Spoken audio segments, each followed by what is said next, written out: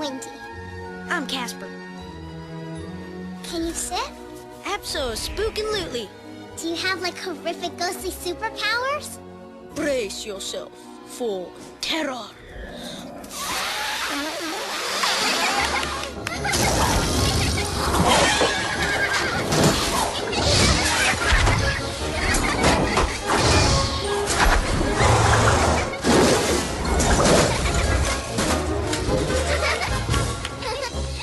And what about you?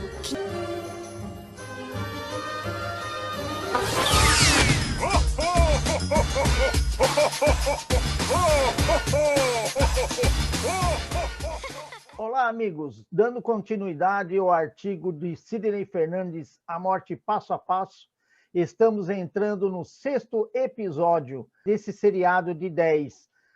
Sidney, como vai, meu amigo? E já vou te deixando uma pergunta. Por que é tão difícil aceitar a morte de uma criança? Olá, Sérgio. Realmente, esse assunto, morte, exige muito cuidado, muito respeito.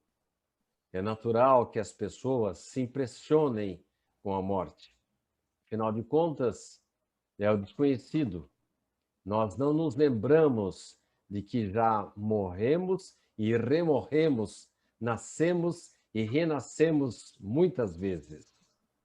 Essa sua pergunta é muito oportuna, Sérgio. Porque quando ocorre o desencarne de alguém que viveu muito tempo, naturalmente surge a conformação, entendendo-se que aquela criatura cumpriu a sua missão e chegou a hora dela voltar à espiritualidade. Principalmente quando a morte é precedida de longo período de enfermidade, a resignação é quase que natural, imediata.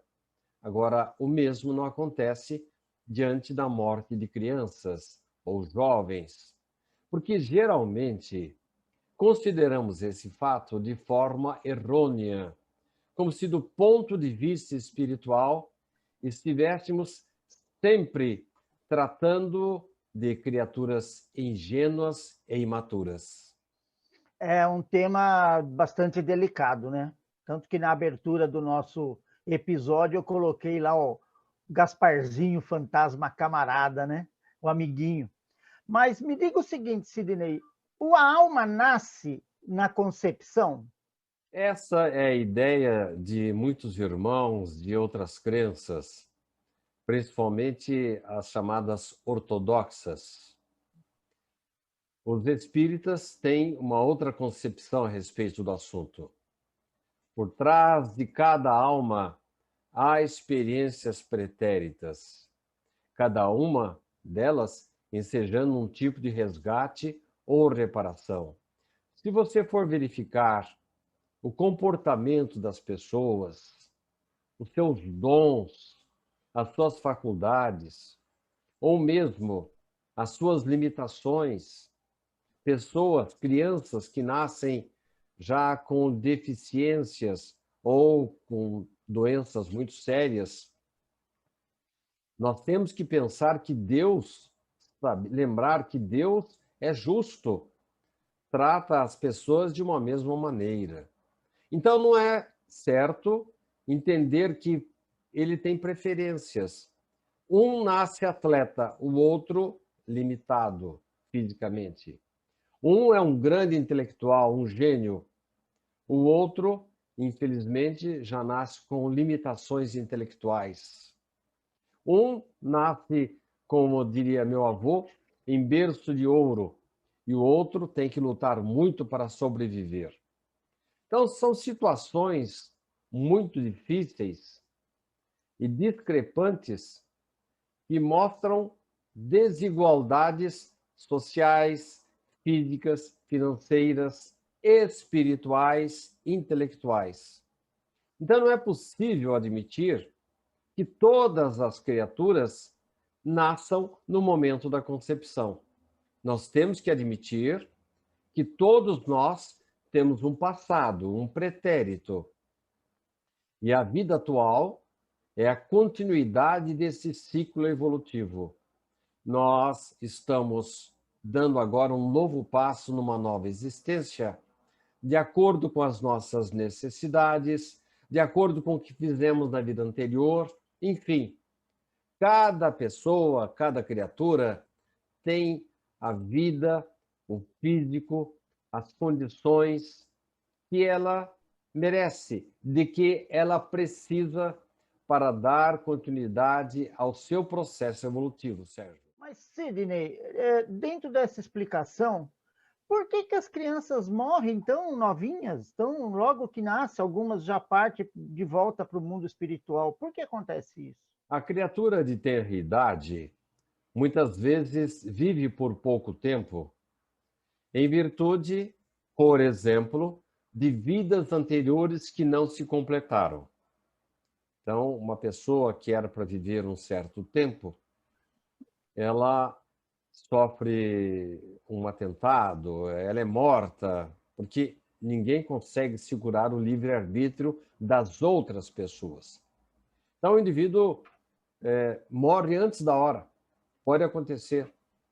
Ou até por imprudência do indivíduo, ou por não ter se alimentado direito, ou por ter ingerido drogas, ter abusado do álcool, ou mesmo de outras substâncias, ele acaba interrompendo a sua vida, o seu ciclo evolutivo. Então, ela precisaria viver um pouco mais. Alguns minutos, algumas horas, alguns dias, semanas, meses, alguns anos, para completar a experiência da vida anterior. Essa é uma hipótese. Outra hipótese é que, às vezes, os pais colaboraram com o crime. E essas situações acabam retornando para os pais como a necessidade deles aceitarem as partidas prematuras dos seus filhos. Então, essas são duas hipóteses que eu trouxe. Há muitas outras para a gente entender por que que a criança morre tão cedo. Ah, entendi. Bem explicado. Sidney, eu conheço muito o carvão de churrasqueira, mas no seu artigo você cita o carvão milagroso. Você pode me explicar esse aí? Esse eu não sei, não.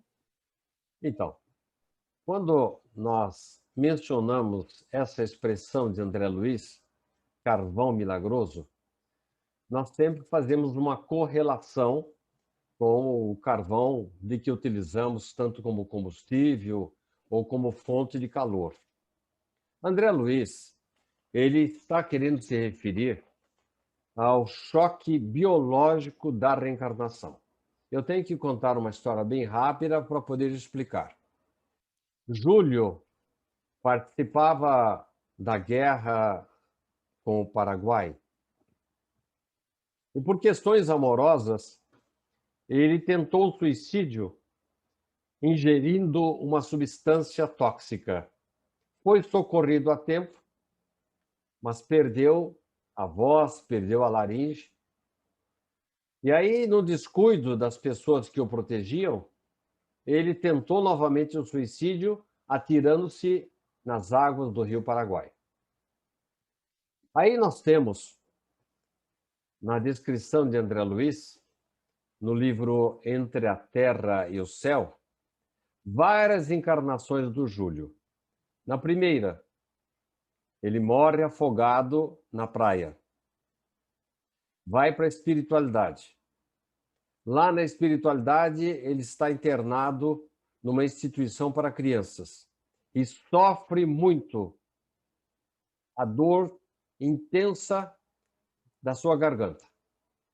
Vêm os espíritos, amenizam, tentam ajudá-lo, e a mãe dele, desencarnada, aparece até lá. A história da mãe dele é outra conversa, que outra hora a gente pode até trazer aqui para vocês. Mas a verdade é que a mãe dele comparece nessa instituição e fica condoída. Pobre filho meu, Júlio, porque pela circunstância ele não readquiriu a maturidade.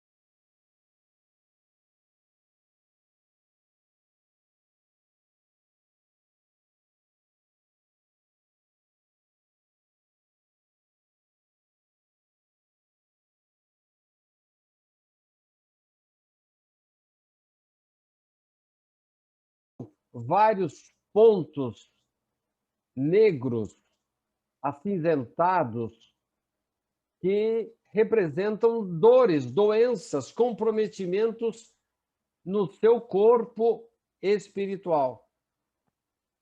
Então, ele foi para a morte, foi para o plano espiritual, doente, com esses pontos pretos na sua alma, que nada mais são do que máculas provocadas pela atitude que ele tomou contra ele mesmo quando ele tentou e depois concretizou o suicídio. Lá na espiritualidade, ele é criança ainda e sente dores lancinantes na sua garganta. E a mãe pergunta: o que eu posso fazer para ajudar meu filho? Aí o mentor diz assim: você não tem ninguém lá na Terra que possa recebê-lo como filho? E aí acontece uma coisa, eu não vou poder dar detalhes agora, porque o nosso objetivo é outro. Ela se lembra da madrasta do seu filho, que inclusive estava sendo perseguida por ela, a mãe do Júlio, e ela se lembra: olha, se há uma pessoa que talvez possa receber o Júlio, é fulana. E o mentor diz: então vai falar com ela.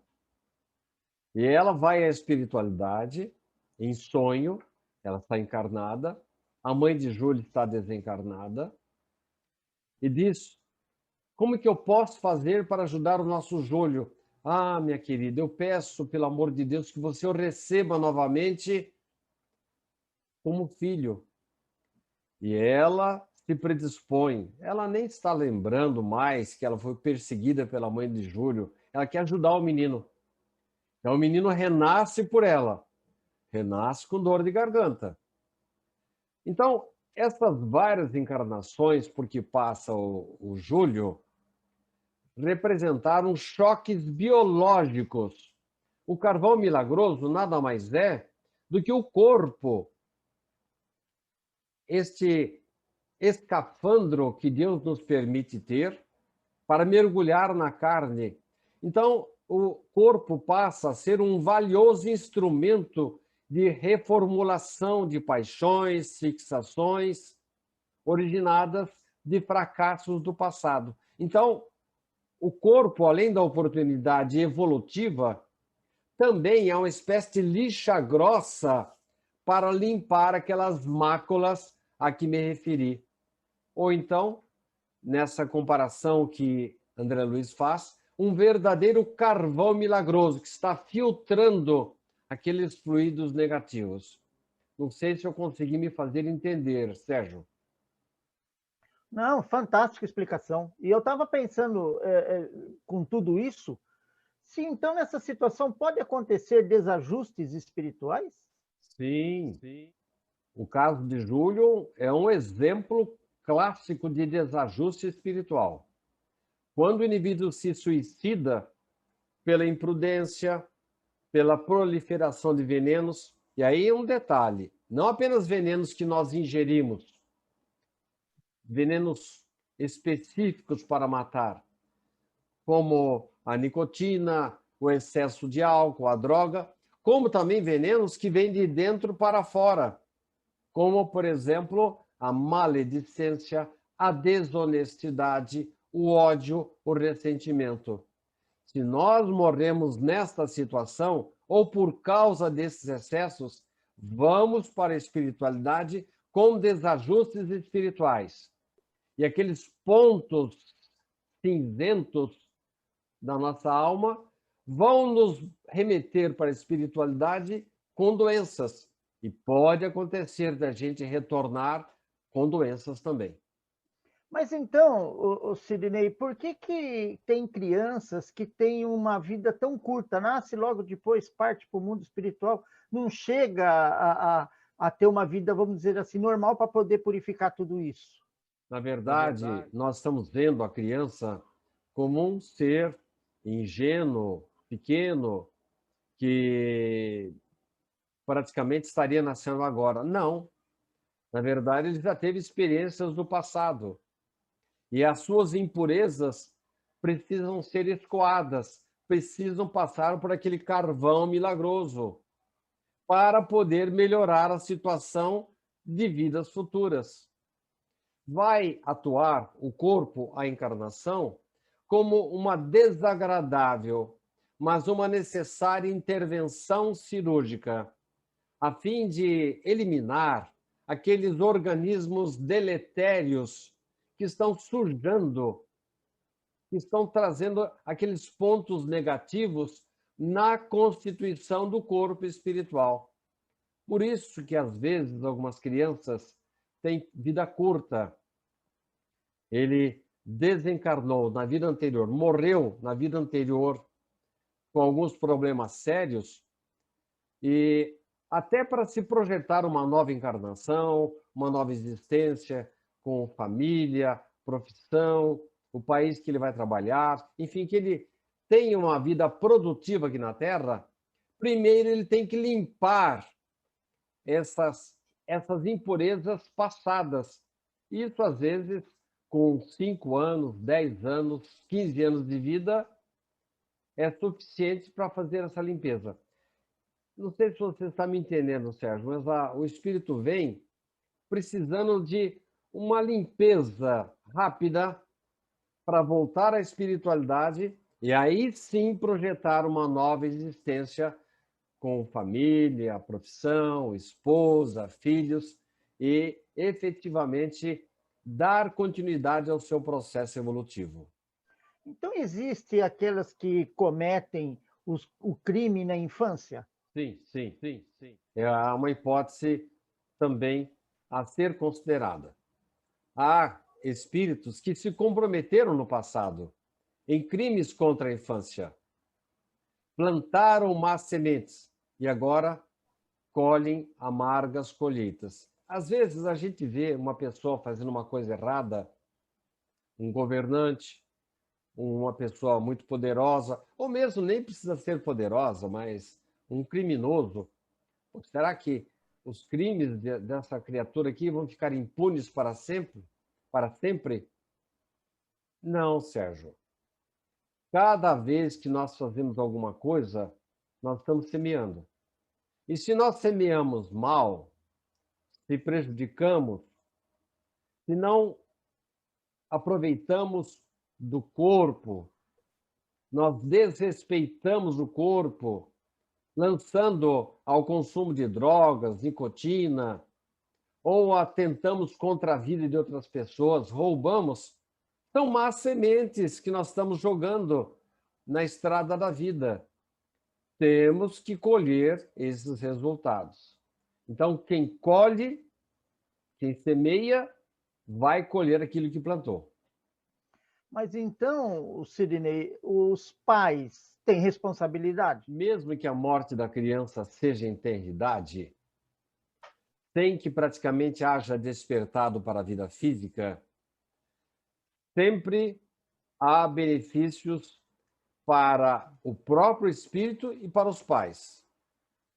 Seja porque os pais, no passado, tiveram participação nas coisas erradas ou nos crimes da criança que está nascendo agora por seu intermédio, ou porque eles separaram filhos de seus genitores.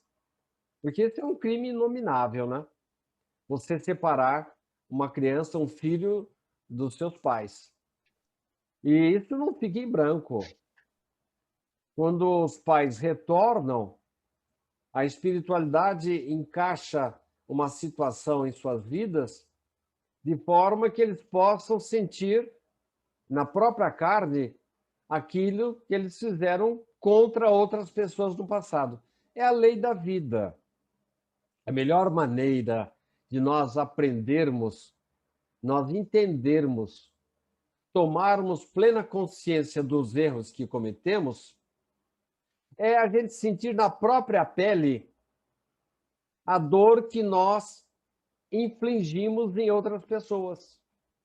Não sei se você está lembrado no meu livro Sob a Luz que Liberta, a única maneira de um dos dois irmãos que se degladiavam durante vários séculos, um entender que ele tinha que parar de agredir o outro foi quando ele provocou um dano muito sério no organismo do seu irmão, e a espiritualidade, por tabela, fez ele sentir a dor que o irmão estava sentindo.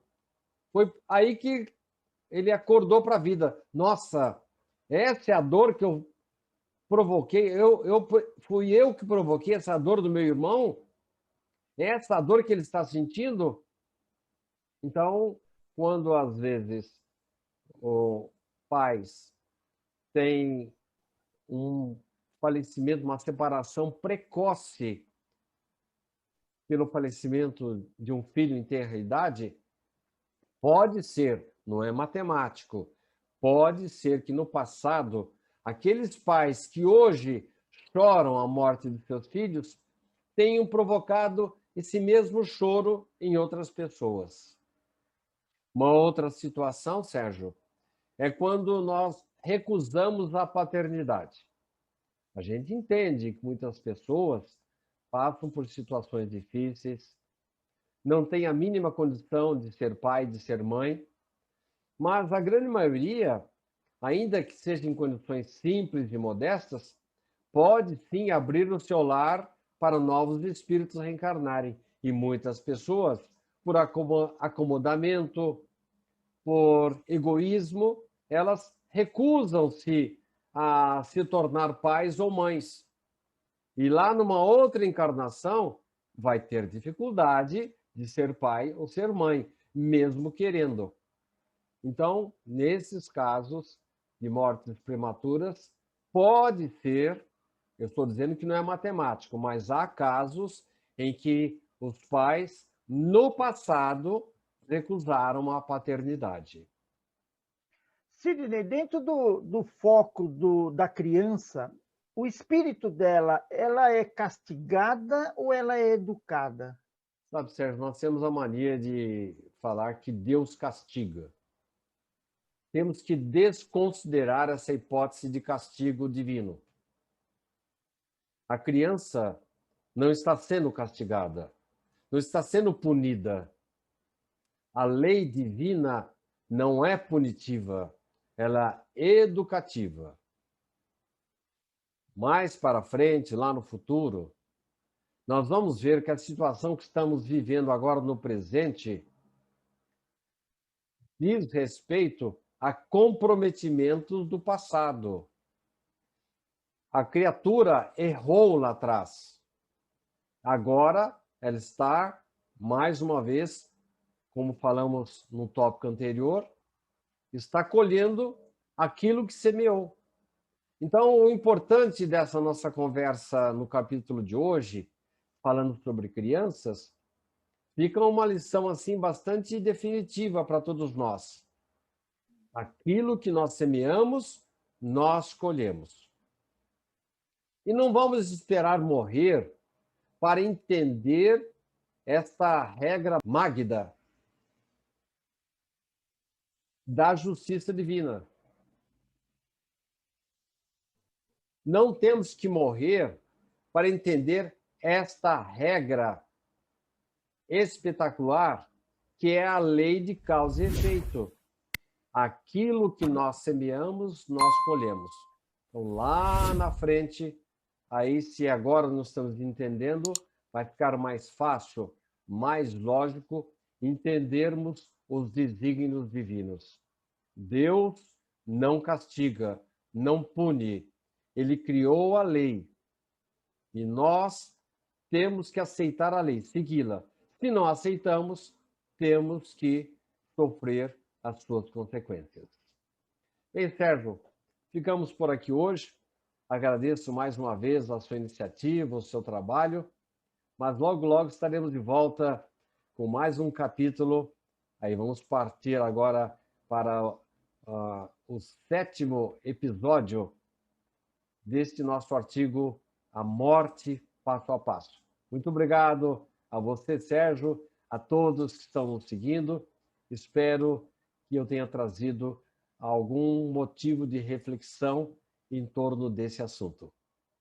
Obrigado, Sidney. O assunto é tão rico que achei melhor não ter intervalo dessa vez, né? Para não perder o foco, né? Porque não vale a pena interromper de forma nenhuma. Mas eu agradeço essa oportunidade, agradeço os nossos seguidores, o nosso público, né? Que vamos continuar, vamos, como você falou, para o 7º episódio.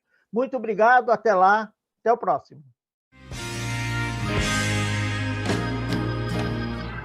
Aí. Acabou?